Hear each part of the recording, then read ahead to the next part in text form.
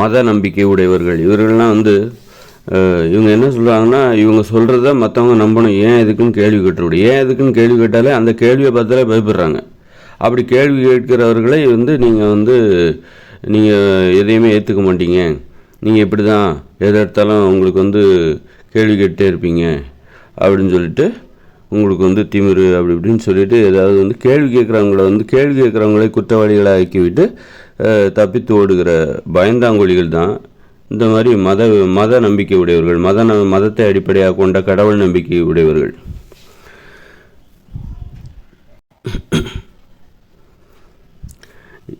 ஏன், எதற்கு, எப்படி, இதனால் அப்படிங்கிற கேள்விகளே அவங்க கேட்டாக்கா பயந்து ஓடுவாங்க, பயந்து நடுங்க. கோழைகள் அதான் வாழ்க்கையில் உள்ள பிரச்சனைகளை பார்த்து பயந்து நடுங்கிறவங்க. வாழ்க்கையில் நிறைய பிரச்சனைகள் வரும், அதெல்லாம் பார்த்து ஒரு நோயாக இருக்கட்டும், நோய்களை பார்த்து பயந்து நடுங்க. நோயின்னு வரும்போது ஒரு உச்சக்கட்ட பிரச்சனையை ஒரு நோய் மூலமாக எதிர்கொள்ளும் பொழுது உடனே அதை பார்த்து பயந்து போய் அந்த இயற்கை வழியிலிருந்து தவறி மூட நம்பிக்கைகளிலிருந்து வேற ஒரு வழியில் ஒரு கடவுளை தேர்ந்தெடுத்து அவர் தான் நம்முடைய பிரச்சனைகளை சரி செய்வார் அப்படின்னு சொல்லிட்டு அவரை தேடி போடுவாங்க.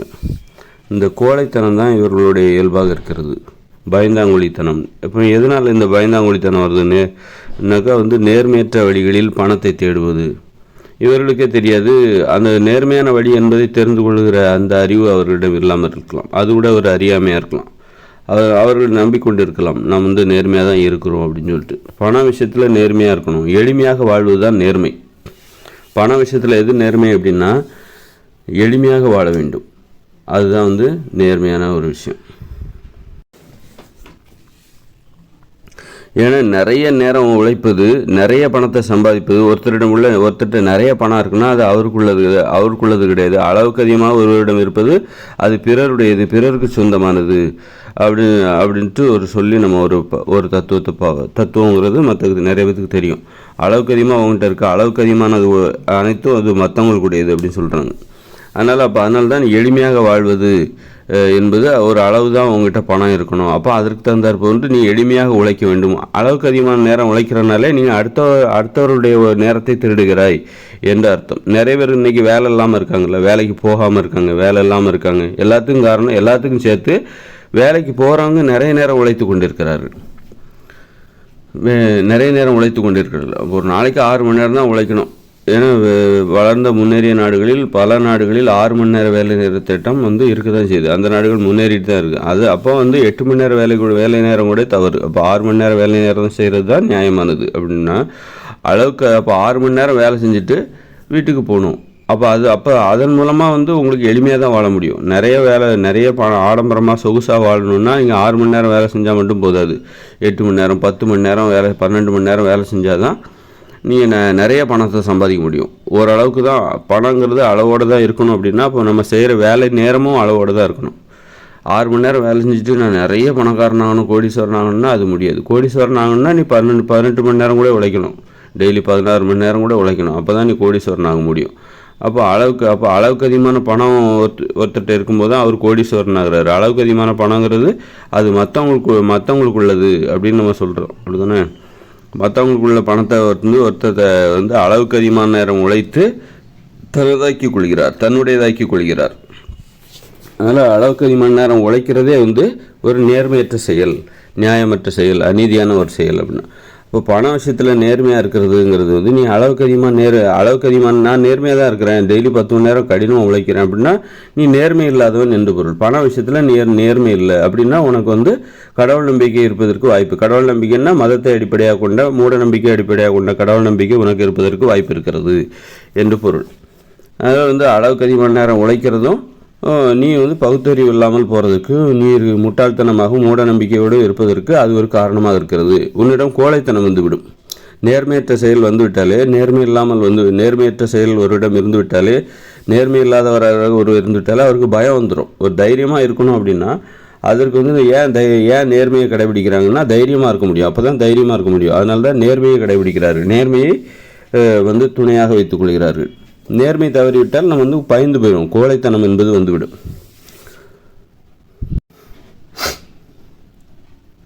இப்போ நேர்மையாக இல்லாதவங்க எல்லாருமே திருடர்கள் தான். அளவுக்கு அதிகமான நேரம் உழைக்கிறவங்க அடுத்தவங்க நேரத்தை இவங்க நிறைய பேர் வேலை இல்லாமல் இருக்கிறதுக்கு இவங்க தான் காரணம். 6 மணி நேரம் மட்டுமே நீ வேலை செஞ்சுட்டு வீட்டுக்கு போயிருந்தா நீ டெய்லி 12 மணி நேரம் வேலை பார்க்குற.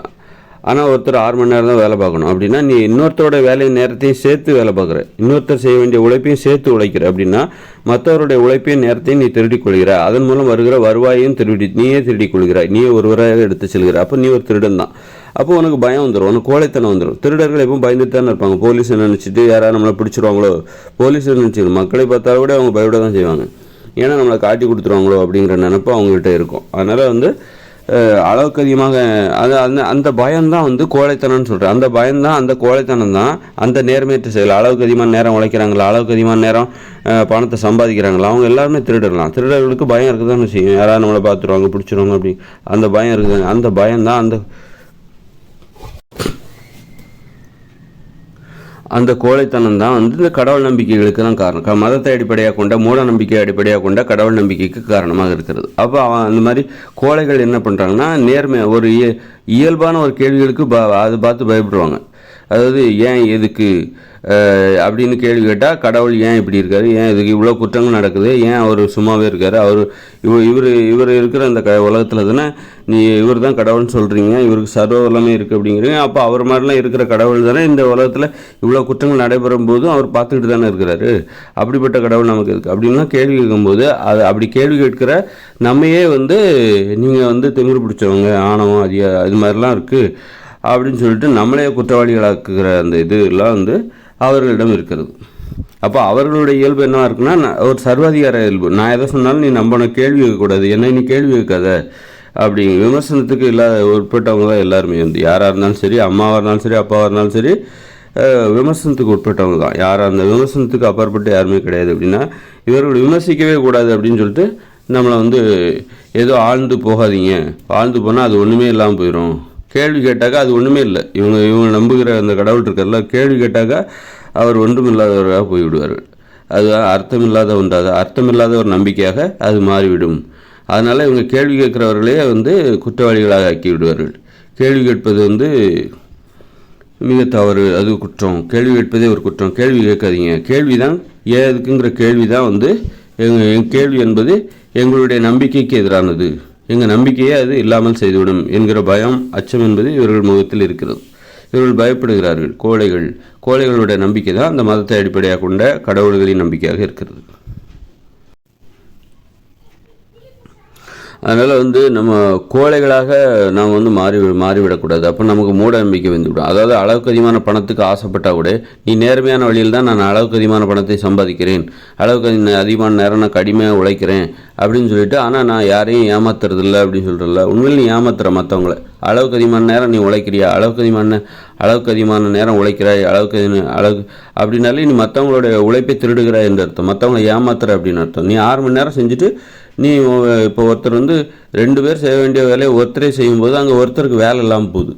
அப்போ இந்த உலகத்தில் நிறைய பேருக்கு வேலையே கிடையாது. நிறைய பேருக்கு 50% கிட்டத்தட்ட 40% பேர் வேலை பார்க்கல, வேலை இல்லை. அவங்களோட வேலையை மற்றவங்க எடுத்து செஞ்சிட்ருக்காங்க. வயசானவங்க ஒரு 60 வயசுக்கு மேலே நிறைய வேலையை பார்க்குறதில்ல. நிறைய பேர் ஓய்வு எடுக்கிறாங்க அப்படின்னு சொல்லிட்டு அவங்க வேலை பார்க்குறதில்ல. அப்போ அவங்களுக்கு தேவையான உணவை யார் உற்பத்தி பண்ணுவாங்க, அவங்களுடைய தேவைகளை யார் உற்பத்தி பண்ணுவாங்க? வேலை பார்க்குறவங்க தான் உற்பத்தி பண்ணுவாங்க. வேலை பார்த்துட்ருக்காங்களா அவங்க தான் உற்பத்தி பண்ணுவாங்க. அதுமாதிரி பெண்கள் ஒரு 40% பேர் வேலைக்கே போகிறதில்ல, வீட்டிலே தான் இருக்காங்க, எந்த உற்பத்தியிலையும் ஈடுபடுவதில்லை. ஆனால் அவர்களுக்கு தேவை இருக்கிறது. அப்போ அவர்களுடைய தேவையை, உணவு தேவையை, மற்ற பொருள் தேவையை யார் உற்பத்தி செய்வா அப்படின்னா வேலை யார் பார்க்குறாங்களோ அவங்க மேலே அந்த பொறுப்பு ஏறுது. அதனால தான் அவங்க அளவுக்கு அதிகமான நேரம் உழைக்கிறாங்க. நிறைய பேர் வேலை தேடிக்கிட்டு இருக்காங்க, தேடிட்டு வேலை செய்யாமல் இருக்காங்க. அப்படின்னா அவங்களுடைய தேவைகளையும் யார் வேலை செய்கிறவங்க தான் அந்த தேவையை பூர்த்தி செஞ்சாங்க. இப்படி தான் ஒருத்தர் அளவுக்கு அதிகமான நேரம் வேலை செய்வதற்கு காரணமாக இருக்கிறது. அளவுக்கு அதிகமான நேரம் வேலை செய்கிறதுனாலேயே வேலை செய்யாமல் நிறைய பேர் இருக்காங்க. நான் வேலை செய்ய வேண்டிய அவசியம் இல்லை, அவன் வீட்டுக்காரரு நிறைய சம்பாதிக்கிறார், நிறைய நேரம் உழைக்கிறாரு, அதனால் நான் வீட்டில் இருக்க 2 பேர் வேலைக்கு போகணுங்கிற அவசியம் இல்லை அப்படின்னு சொல்கிறாங்க. அது இந்த மாதிரி ஒருத்தர் அளவுக்கு அதிகமான நேரம் உழைக்கிறதுனால என்ன ஆகுதுன்னா, மற்றவங்க சும்மா இருக்கிறதுக்கு காரணமாக இருக்குது. சும்மா இருக்கிறதுனால ஒருத்தர் அளவுக்கு அதிகமான நேரம் உழைக்கிறதுக்கும் அதுவே காரணமாக இருக்குது. இப்படி அதனால் 2மே தப்பு தான். சும்மா இருக்கிறதும் தப்பு தான், அளவுக்கு அதிகமான நேரம் உழைக்கிறதும் குற்றம் தான். தப்பு கிடையாது, குற்றம். ரெண்டுமே குற்றம். நேர்மையற்ற செயல். சும்மா இருக்கிறது நேர்மையற்ற செயல் தான். ஒருத்தர் அளவுக்கு அதிகமான நேரம் செலவிட்டு நேரத்தை செலவிட்டு உழைப்பை செலவிட்டு அளவுக்கு அதிகமான நேரத்தை பணத்தை சம்பாதிக்கிற ஓடுறார்ல, அவரும் ஒரு நேர்மையற்றவர் தான். அப்போ நேர்மையற்றவர், திருடர். மற்றவருடைய உழைப்பையும் நேரத்தையும் இவர் திருடிக் கொள்கிறார் அப்படின்ட்டு. அதனால் நிறைய பேருக்கு வேலை எல்லாம் போகுது. வறுமைக்கு இவர் காரணமாக இருக்கிறார். பலருடைய வறுமைக்கும் சுயமரியாதையற்ற ஒரு வாழ்க்கைக்கும் அவமானகரமான வாழ்க்கைக்கும் இவர் காரணமாக இருக்கிறார். அப்போ அது ஒரு நேர்மையற்ற செயல். அப்படிங்கும்போது நேர்மையற்ற செயல் செய்கிறவங்க யாரும் கோழைகளாக பயந்துருவாங்க. திருடர்கள் தானே இவங்க. மற்றவங்களோட உழைப்பை நேரத்தையும் திருடுறாங்க தானே. திருடர்களுக்கு என்ன இருக்கும்? இப்போ எப்போ பார்த்தாலும் பயந்துகிட்டே இருப்பாங்க. மற்றவங்கள உழைப்பை பார்த்து, மற்றவங்களோட மக்களை பார்த்தாலும் சரி, போலீஸை பார்த்தாலும் சரி, நம்மளை பிடிச்சிருவாங்க அப்படிங்கிற ஒரு பயம் அவங்களுக்கு இருக்கும். அவங்க தைரியமாகவே இருக்க முடியாது. அப்போ யார் தைரியமாக இருக்க முடியும் அப்படின்னா, ஒரு 6 மணி நேரம் உழைக்கிறாங்களா, அப்புறம் வீட்டுக்கு போயிடணும். அதுவும் வீடுங்கிறது அங்கே ஒரு உழைப்பு இருக்குது, அதுவும் ஒரு கடமை. அந்த கடமையை செய்யாதவர் தான் யார்? ஏன்னா இவங்க கடமைனாலே தொழிலில் உள்ள கடமை தான், பணத்தை சம்பாதிக்கிறது தான் ஒருத்தரோட கடமை அப்படின்னு நினச்சிக்கிறாங்க. தினசரி நம்ம பணத்தை சம்பாதிக்கிறதுக்காக உழைக்கணும் இந்த இயந்திர அறிவுரைகள். அதே மாதிரி வீட்டுக்கு போனால் அங்கே ஒரு கடமை இருக்குது.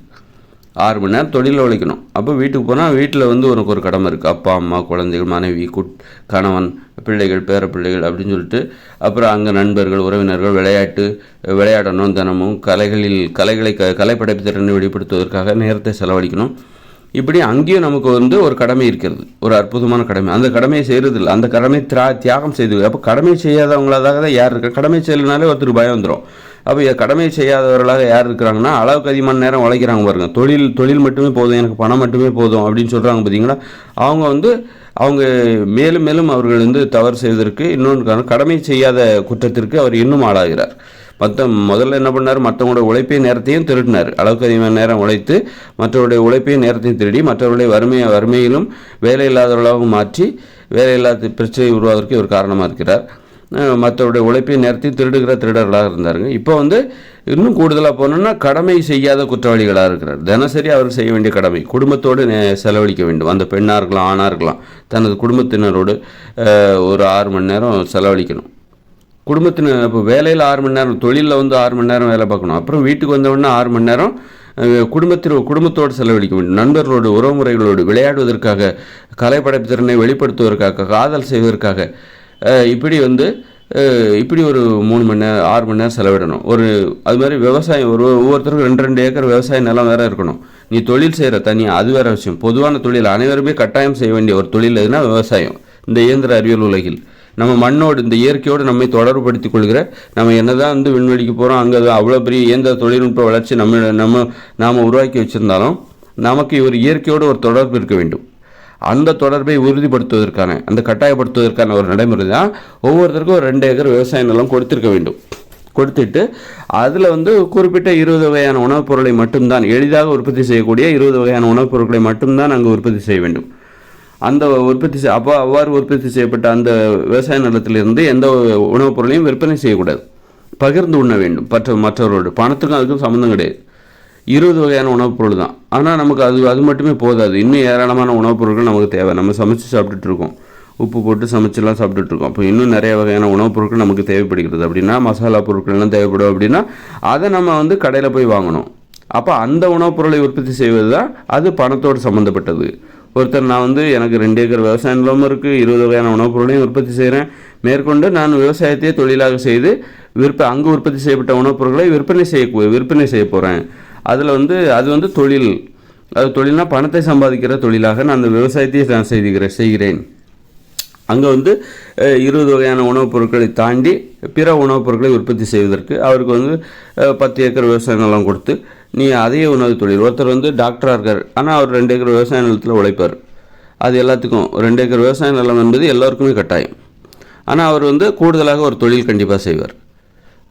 ஒரு டாக்டராக இருப்பார், இல்லை இன்ஜினியராக இருப்பார். ஆனால் அவருக்கு ஒரு 2 ஏக்கர் விவசாயம் நல்லா இருக்கும். அந்த விவசாயத்தில் 20 வகையான உணவுப் பொருட்களை உற்பத்தி செய்வதற்கு அனுமதி கொடுக்கப்பட்டிருக்கும். அந்த உணவுப் பொருளை அவர் விற்பனை செய்யக்கூடாது. அவரே 20 வகையான எளிதாக பிறரது உதவி இல்லாமல் எளிதாக உற்பத்தி செய்யக்கூடிய காய்கறிகள், பழங்கள், இதுதான் கீரைகள். இது ஒரு 20 வகையான உணவுப் பொருளை மட்டும்தான் அவர் அதில் உற்பத்தி செய்யணும். மற்றவர்கள் அதை அறுவடை செய்து அவருக்கும் மற்றவர்களுக்கும் பகிர்ந்து கொள்ள வேண்டும். பகிர்ந்து கொள்வதற்காகவே, பணம் என்கிற நடைமுறையின் உதவி இல்லாமல் பிறரோடு பகிர்ந்து கொள்வதற்காகவே இப்போ இதன் மூலம் இயற்கையோடு அவர்களுக்கு ஒரு தொடர்பு ஏற்படுகிறது விவசாயம் செய்வதன் மூலமாக. அதற்காகத்தான் இது. அப்புறம் ஒருத்தர் நான் 2 ஏக்கர் எனக்கு விவசாயம்லாம் கொடுக்கப்பட்டிருக்குது. அதில் நான் 20 வகையான உணவுப் பொருளை உற்பத்தி செய்கிறேன். அதன் பிறகு ஒருத்தர் நான் டாக்டராக இருக்கார். நான் அப்படிலாம் இல்லாமல் நான் விவசாயத்தையே நான் எனது தொழிலாக அவர் டாக்டராக அவருடைய தொழிலை பணத்தை சம்பாதிப்பதற்கான தொழிலாக அது வைத்திருக்கிறார். டாக்டராகவோ இன்ஜினியராகவோ மோட்டார் மெக்கானிக்காவோ இருக்கார். அப்படின்னா நான் விவசாயத்தின் மூலமாகவே பணத்தை சம்பாதிக்க விரும்புகிறேன் அப்படின்னு யாராவது ஒருத்தர் சொன்னார்னா அவருக்கு ஒரு 10 ஏக்கர் விவசாய நிலத்தை கொடுத்து நீ விவசாய நிலத்தின் மூலமாகவே நீ உனக்கு அடிஷ்னலாக எல்லாத்துக்கும் கொடுக்கப்படுகிற 2 ஏக்கர் விவசாய நிலமும் உண்டு. அதில் உற்பத்தி செய்யப்படுகிற உணவுப் பொருளை நீ மற்றவர்கள் பகிர்ந்து கொள்ள வேண்டிய அவசியம் இல்லை. மற்றவரோடு பகிர்ந்து கொள்ள வேண்டிய அவசியம் இல்லைன்னா பணத்திற்காக விற்பனை செய்ய வேண்டிய அவசியம் இல்லை. பகிர்ந்து கொள்ளணும். அதுக்காக தான் அந்த 2 ஏக்கர் விவசாய நிலம். அப்போ கூடுதலாக நீ ஒரு 10 ஏக்கர்னா அதை நீ பணத்தை சம்பாதிப்பதற்கான தொழிலுக்காக அதை நீ பயன்படுத்திக்கொள். உனக்கு எல்லாருக்கும் கொடுக்கப்படுவது போன்று 2 ஏக்கர் விவசாய நிலத்தை கொடுத்து விடுகிறோம். அப்படின்னா அதிலிருந்து உற்பத்தி செய்யப்படுவதை நீ வெறுமனே பகிர்ந்து கொள்ளத்தான் பயன்படுத்தி கொள்ள வேண்டும். அது பணத்தை சம்பாதிப்பதற்காக பயன்படுத்தி கொள்ளக்கூடாது. கூடுதலாக உனக்கு கொடுக்கப்படுகிற ஒரு 10 ஏக்கர் விவசாய நிலங்கிறது பணத்தை சம்பாதிப்பதற்கான தொழிலுக்காக அந்த விவசாய நிலம். அதில் உற்பத்தி செய்வதை நீ விற்பனை செய்யலாம். கடைகளில் விற்பனை செய்யலாம். அதற்காக பயன்படுத்தி கொள்ள வேண்டும். இப்படித்தான் ஒரு தொழில் என்பது நடைபெற்றிருக்க வேண்டும். அதனால் பணம் என்பது பணத்தை சம்பாதிப்பதற்கான நாம் செய்கிற எந்த ஒரு தொழிலாக இருந்தாலும் 6 மணி நேரம் செஞ்சுட்டு நம்ம வீட்டுக்கு வரும்போது குடும்பத்தோடு நேரம் செலவழிக்கிறோம். அப்புறம் எல்லாருக்குமே கொடுக்கப்பட வேண்டிய 2 ஏக்கர் விவசாய நிலத்தில் நேரம் செலவழித்து ஒரு அனுமதிக்கப்பட்ட 20 வகையான உணவுப் பொருளை உற்பத்தி செய்து அதை பிறரோடு பகிர்ந்து கொள்கிறோம். பகிர்ந்து கொள்வதற்காக மட்டுமே தான் அது விற்பனை செய்யக்கூடாது. அதை வைத்து பணம் சம்பாதிக்கக்கூடாது. அப்படி செய்கிறோம். அப்புறம் குடும்பத்தோடு நேரம் காதலிப்பதற்காக நேரத்தை செலவிடுறோம். விளையாடுவதற்காக தினமும் 1 மணி நேரத்தை செலவிடுகிறோம். அப்புறம் பார்த்திங்கன்னா விளையாடுவது கலைப்படைப்பு திறனை வெளிப்படுத்துவதற்காக ஆடல், பாடல், ஓவியம், கவிதை, சிற்பம் அப்படின்னு சொல்லிட்டு கலைப்படைப்பு திறனை வெளிப்படுத்துவதற்காக நேரத்தை செலவிடுகிறோம். இப்படி ஒரு கடமை இருக்குது. அப்போ இந்த கடமையை யாரெல்லாம் செய்ய மாட்டேங்கிறாங்க? நிறைய பேர் செய்கிறதில்ல. அப்போ குறிப்பாக அளவுக்கு அதிகமான நேரம் வேலை பார்க்குறாங்கள தொழிலில், அவங்க இந்த கடமைகளை செய்வதில்லை, விளையாடுவதில்லை. அப்போ இவர்கள் கடமை செய்யாத குற்றவாளிகளாகவும் இவர்கள் இருக்கிறார்கள். ஆரம்பத்தில் அளவுக்கு அதிகமாக நேரம் செலவழித்து உழைத்தார்கள். அதன் மூலம் பிறருடைய வேலைவாய்ப்பை பறித்து கொண்டார்கள். பிறரை சோம்பேறியாக்கினார்கள். அந்த குற்றத்திற்கு இவர்கள் இப்போது கடமை செய்யாத குற்றத்திற்கும் ஆளாகிறார்கள். தொழில்தான் கடமை, வேற ஒன்றும் கடமை இல்லை இந்த வாழ்க்கையில் அப்படின்னு நினைக்கிற இவர்களாக இருக்கிறார்கள். அதனால் நீ விளையாடலையோ, ஆனால் அதற்காக நீ காத்து கொண்டிருக்க வேண்டும். விளையாட வேண்டும். எப்படி விளையாட வேண்டும்? உங்கள் விளையாட்டு மைதானங்கள் இல்லாமல் இருக்கலாம். நீ வாழ்கிற வசிப்பிடங்களில் உனக்கு விளையாட்டு மைதானங்கள் இல்லாமல் இருக்கலாம். ஆனால் அதை எப்படி நீ விளையாடுவதற்கான சூழலை நீ எப்படி உருவாக்குவது என்கிற தேடலும் அந்த தேடலோடு நீ இருக்க வேண்டும். இந்த மாதிரி கடமை செய்யாத குற்றம் அதுவும் இவர்களிடம் இருக்கும். யார்? அளவுக்கு அதிகமான நேரம் கடினமாக உழைக்கிறது, பணத்தை சம்பாதிக்கிறாங்க. இவர்கள் மேலும் மேலும் குற்றவாளிகளாக மாறுகிறார்கள். கடமை செய்யாத குற்றமும் இவர்களிடம் இப்போது சேர்ந்து கொள்கிறது. அதனால் இவங்ககிட்ட அளவுக்கு அதிகமான நேரம் உழைக்கிறாங்களா, அவங்க இன்னும் பயந்தாங்கொழிகளாக இன்னும் கோழைகளாக மாறுவார்கள். இவர்கள் நேர்மையற்ற வழிகளில் இவர்கள் வாழ்கிறார்கள். கடமை செய்யாத குற்றவாளிகளாகவும் இருக்கிறார்கள். பிறருடைய உழைப்பை நேரத்தை தேடிக்கொண்டு அளவுக்கு அதிகமான பணத்தை சேர்ப்பதற்காக இவர்கள் உழைத்து கொண்டிருக்கிறார்கள். இந்த மாதிரி ஒட்டுமொத்த இவர்கள் குற்றங்கள் இவர்கள் மீது அடுக்கடுக்காக சுமந்து கொண்டு இவர்கள் அதிகமான பயத்தோடு இவர்களிடம் உள்ள கோழைத்தனம் அதிகரித்து கொண்டே இருக்கும். ஆனால் அதே நேரத்தில் இவர்களோட வன்முறை உணர்ச்சி கோழைத்தனம் வரும்போது என்னாகும் அப்படின்னா வன்முறை உணர்ச்சி அதிகரிச்சிடும். உடனே அதுதான் இவங்க வீரம்ன்றுவாங்க. அளவுக்கு அதிகமான நேரம் வேலை பார்க்குறவங்க இருக்காங்களா, அளவுக்கு அதிகமான நேரம் செலவழித்து உழைத்து நிறைய பணத்தை சேர்க்குறாங்களா, அவங்ககிட்ட நிறைய பணம் சேர்ந்துடும். அப்படிங்கும்போது இவங்ககிட்ட ஒரு தைரியம், ஒரு வன்முறை உணர்ச்சி அதிகரிச்சிடும். இவங்ககிட்ட நிறைய பணம் இருக்கிறதுனால அதிகாரத்தை துணையாக வைத்துக்கொண்டு தனக்கு எதிரானவர்களை அடக்க முடியும், கட்டுப்படுத்த முடியும், பலமான ஒரு பாதுகாப்பை உருவாக்க முடியும். அப்படிங்கும்போது அதற்கு காரணம் நம்மிடம் உள்ள பணம் தான் அப்படின்னு நீங்கள் நினச்சிக்குவாங்க. வன்முறை என்பது என்னென்னா கோழைகளின் வன்முறை. கோழைகளாகி போனவர்களுக்கு தான் அந்த கோழைகளின் வீரம் தான் வன்முறை அப்படிங்கிறது இதன் மூலம் நாம் மேலும் நிறுவனப்படுத்த முடிகிறது.